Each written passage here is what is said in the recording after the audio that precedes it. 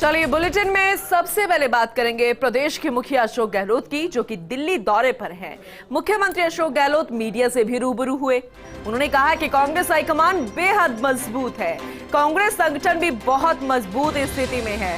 सुनने में आ रहा है कि पीएम मोदी राजस्थान के हर जिले में आ रहे हैं। राजस्थान को भाजपा बहुत महत्व दे रही है, चुनाव का बिगुल बज चुका है। महंगाई राहत कैंप से बीजेपी घबरा गई है। पार्टी कभी भी किसी को पद देने का ऑफर नहीं करती है।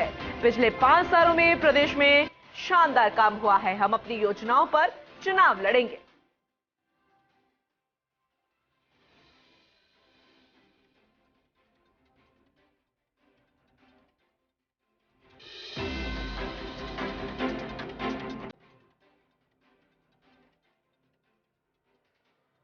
तो मुख्यमंत्री अशोक गहलोत मीडिया से रूबरू हुई। उस वक्त की तस्वीर आपको दिखा रहे हैं जब एयरपोर्ट से बाहर आए और मीडिया बाहर खड़ी थी। इंतजार किया जा रहा था क्योंकि आने वाले 48 दिन आज कल बेहद अहम है राजस्थान की कांग्रेस के लिए, सत्ता के लिए, राजनीति के लिए, जिसका अब कोई ना कोई तोड़ निकालेगी आला कमान अध्यक्ष मल्लिकार्जुन खड़गे।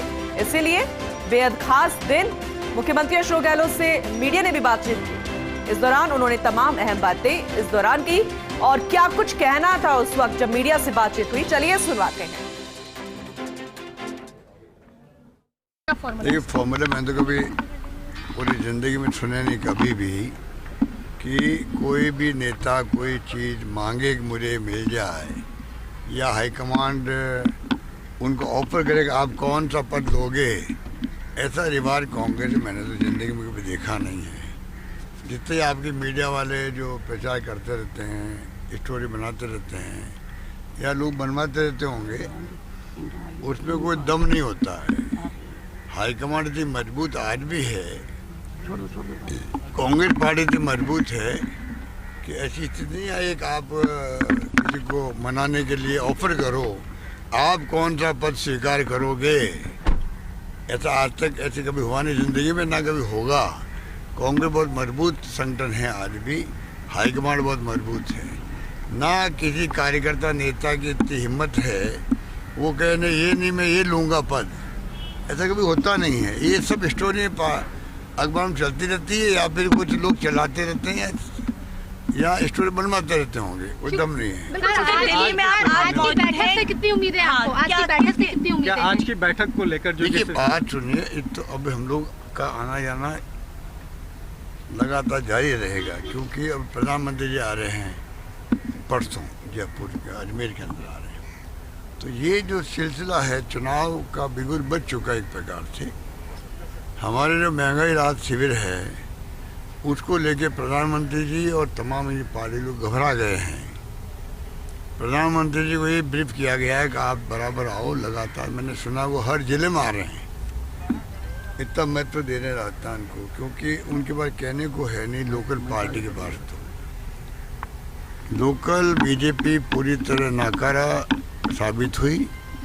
4.5 सालों कोई आंदोलन किए नहीं और मैंने सुना अमित शाह ने इनको डांटा था कि आपने किया क्या, कुछ नहीं किया है। मैंने सुना है, पता नहीं सही है गलत है, पर इनकी स्थिति बहुत ख़राब है लोकल लोगों की। इतने कोई चेहरा भी नहीं ला रहे आगे। प्रधानमंत्री चेहरे पे इलेक्शन लड़ेंगे, ये कोई डेमोक्रेसी में कहाँ ले आना चाहते हो देश को आप। प्रधानमंत्री जी को नगर निगम में प्रधानमंत्री जी, विधानसभा में प्रधानमंत्री जी, सब जगह प्रधानमंत्री जी। तो ये अप्रोच उनकी जो है उनको मुबारक हो। उनके पास धन बल की कमी नहीं है, साधन संपन्न लोग हैं, बड़ी बड़ी बातें करेंगे, लोगों को गुमराह करेंगे जाति के नाम पे, धर्म के नाम पर। हम चाहते हैं इस बार जाति धर्म की जगह जाति धर्म हम सब हैं, हम सब हिंदू हैं, परंतु इनका अप्रोच उनके पास है। हमारा अप्रोच सिर्फ रहेगा कि राजस्थान का मैंडेट हमें मिला है राजस्थान सरकार चलाने के लिए, राजस्थान में विकास करने के लिए, राजस्थान में जन कल्याणकारी योजना लागू करने के लिए, राजस्थान को गुड गवर्नेंस देने के लिए। लेकिन जो मैं दावे के साथ कह सकता हूँ, इसके मैं दावे के साथ कह सकता हूँ भयंकर जो है हमने बहुत शानदार तरीके से काम किया है। बहुत शानदार तरीके गवर्नेंस दी है, बहुत शानदार तरीके से हमने सरकार चलाई है। और जो बजट पेश किए मैंने 5, एक में भी टैक्स नहीं लगा है। इतनी बड़ी राहत हमने लोगों को दी है, लोग बहुत खुश हैं। अभी करीब 1.25 करोड़ लोग तो हमें आके जुड़ चुके हैं महंगाई को देखते। विभिन्न योजनाओं जिसमें 25 लाख का स्वास्थ्य बीमा भी शामिल है। स्वास्थ्य का अधिकार एक्ट हमने बना दिया, हिंदुस्तान में कहीं नहीं है। लोग बहुत खुश हैं।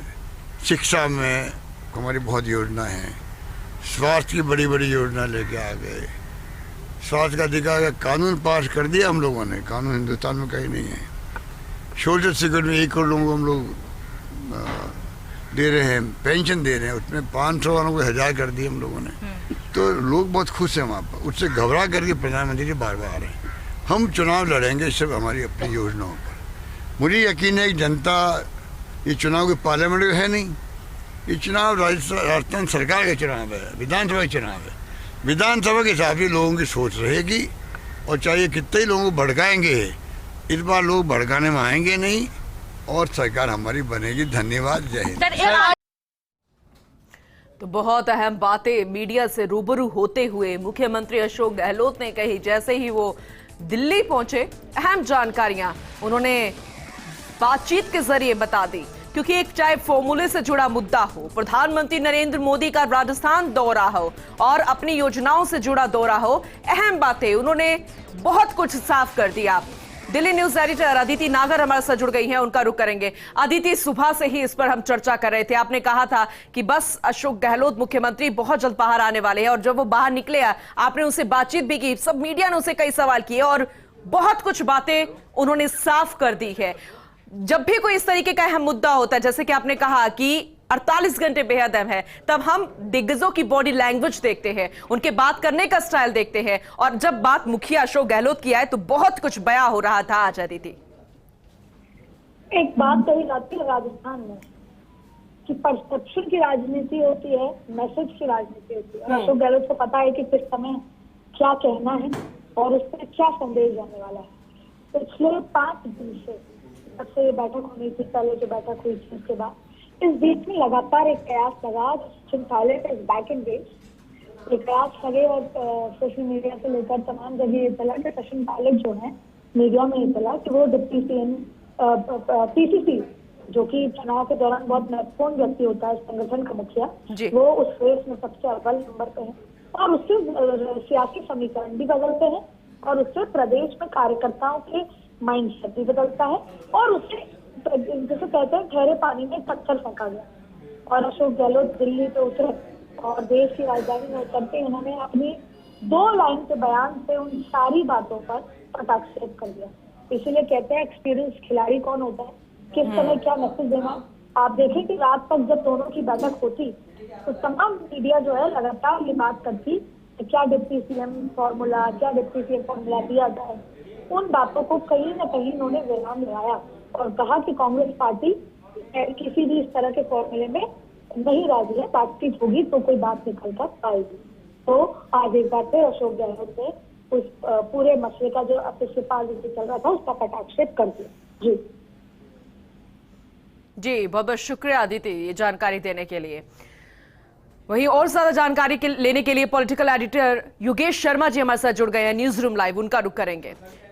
योगेश जी, आपने किस तरीके से सुना, किस तरीके से बातचीत हुई, और चाहे फॉर्मूले से जुड़ा मुद्दा हो या फिर कांग्रेस को मजबूत करने की बात हो, क्योंकि आने वाले समय में चुनाव है, जब बेखराब है अब एकजुटता की बात हो रही है, जब अब एकजुट है तो फिर पहले क्यों नहीं किया गया? बड़ी देर कर दी लेकिन आखिरकार आलाकमान ने दिन दे ही दिया।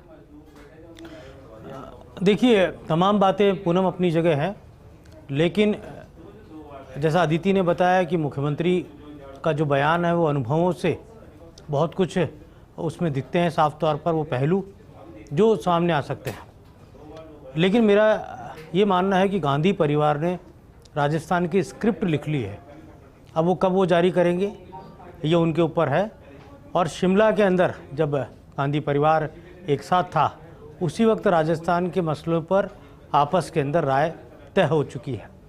कांग्रेस की परिपाटी रही है और जैसा अशोक गहलोत ने भी कहा है कि कांग्रेस का आला कमान बहुत मजबूत है, तो निश्चित तौर पर आला कमान कर्नाटक चुनाव के बाद वाकई में बहुत मजबूत हुआ है और आला कमान अभी तय करेगा कि राजस्थान का रोड मैप क्या होना है।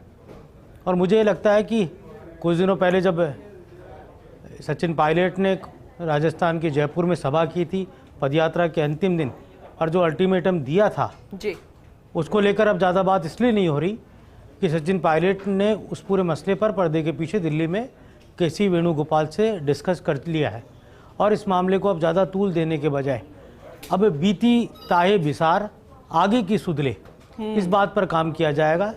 ये भी तय किया जाएगा कि सचिन पायलट को लेकर जो बातें चलती है कि कब वो पार्टी छोड़ेंगे, कब वो पार्टी में रहेंगे, उन सब बातों का भी पटाक्षेप होगा। सचिन पायलट कैंप से भी यही संदेश है कि वो ना तो दल छोड़ रहे हैं और ना ही किसी भी तरह से वो पार्टी छोड़ने को लेकर उनके कोई विचार है। अब कैसे ये फ्रेमिंग होगी कि उस फ्रेमिंग में अशोक गहलोत, सचिन पायलट एक साथ नज़र आए, ये कैसे फ्रेमिंग होगी, क्योंकि ये भी एक बात है कि अशोक गहलोत ने जिस तरह से 4.5 साल में राजस्थान में काम किए हैं और जिस तरह से एक गहलोत मॉडल अपने आप में पूरे देश में चर्चा का विषय बना हुआ है, तो क्या उस मॉडल के ज़रिए सरकार पूरी तरह आ सकती है?